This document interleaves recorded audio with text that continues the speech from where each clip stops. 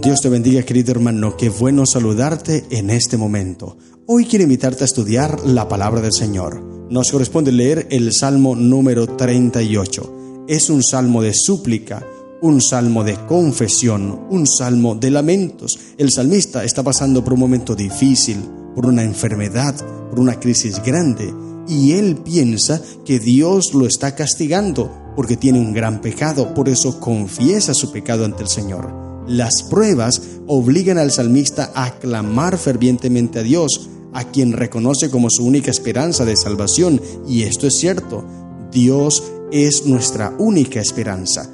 Había un concepto en aquel entonces, y es que se consideraba que las pruebas, las dificultades y las enfermedades, las grandes calamidades venían como consecuencia del pecado, y pues se le atribuía esto a Dios.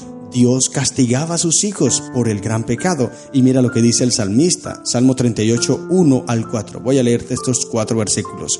Jehová, no me reprendas en tu furor, ni me castigues en tu ira, porque tus saetas cayeron sobre mí, y sobre mí ha descendido tu mano. Nada hay sano en mi carne a causa de tu ira, ni hay paz en mis huesos a causa de mi pecado. Porque mis iniquidades se han agravado sobre mi cabeza, como carga pesada se han agravado sobre mí. Nótese bien lo que expresa aquí el salmista, porque él está diciendo que Dios lo está castigando. Él coloca esta metáfora para hacer entender que los juicios de Dios están cayendo sobre él. A eso se refieren las saetas. Y entonces se creía que Dios era quien ponía las enfermedades sobre los hombres porque ellos estaban en pecado. Entonces Dios los castigaba y les daba duro a través de estas enfermedades y estas crisis. Pero esto no es así. Dios no es el que ocasiona esto. Debemos entender que las calamidades y que las crisis y la enfermedad y el sufrimiento es consecuencia del pecado. Muchas enfermedades son causa de esto, y Dios no nos libra de esas consecuencias, porque si Dios lo hiciese, entonces el hombre tuviese libertad de pecar y hacer muchas cosas. Dice la sierva de Dios, Elena de White, el Señor no obra milagros para impedir que la gente sufra las consecuencias de la violación de las leyes naturales. ¿Te das cuenta? La enfermedad, el sufrimiento, es consecuencia de nuestros pecados, pero no siempre es así. Tampoco debemos culpar a Dios de todo lo malo. Mira lo que dice el deseado de todas las gentes, porque me llama mucho la atención ese texto. Satanás, el autor del pecado y de todos sus resultados, había inducido a los hombres a considerar la enfermedad y la muerte como procedentes de Dios, como un castigo arbitrario infligido por causa del pecado. Esto es interesante. Mira el concepto que está diciendo la sierva de Dios. Es Satanás quien había inducido a los hombres a pensar que Dios era el causante de la enfermedad. Es Satanás quien lo hacía. Ahora, si Satanás lo hacía, todavía lo hace porque él no ha cambiado su estrategia. Todavía hace pensar a los hombres que Dios es el causante de la enfermedad, que Dios es el causante de las calamidades, de las crisis. Deseado toda la gente sigue diciendo, el sufrimiento es infligido por Satanás, pero Dios predomina sobre él con fines de misericordia. Amén. Qué lindo es esto, querido hermano. Dios proporciona alivio, Dios proporciona seguridad, ayuda para sus hijos cuando están pasando calamidades. Sin embargo, no siempre Dios alivia las calamidades y alivia las enfermedades de sus hijos. ¿Y por qué no lo hace? Porque si Él lo hiciese, y Él siempre librara a sus hijos de las angustias y de las enfermedades que están pasando, entonces Satanás lo acusaría, así como lo hizo con Job. Recuerda eso que le dijo Satanás a Dios allí en Job capítulo 1 versículo 10. Dice, ¿no le has rodeado de tu protección a él y a su casa y a todo lo que tiene?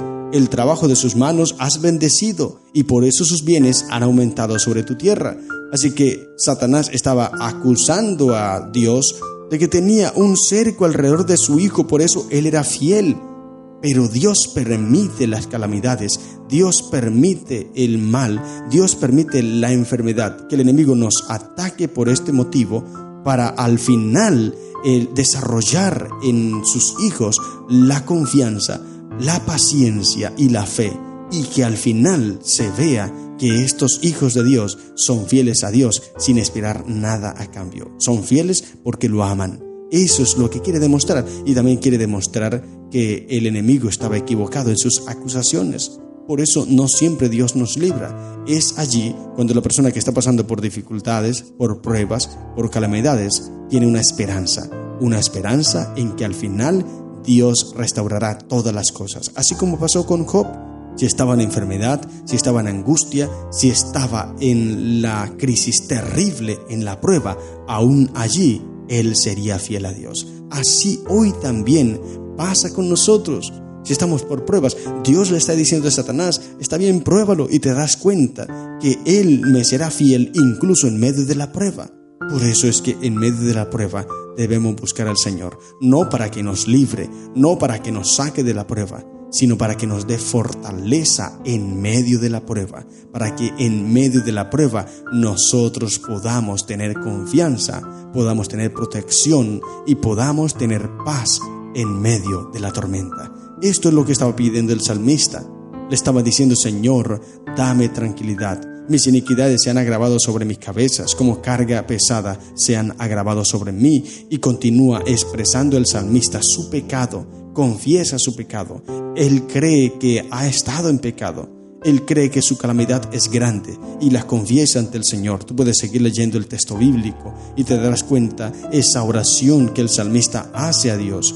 Y eso es lo que nosotros debemos hacer, querido hermano, todos los días: orar a Dios, encomendarnos a Cristo.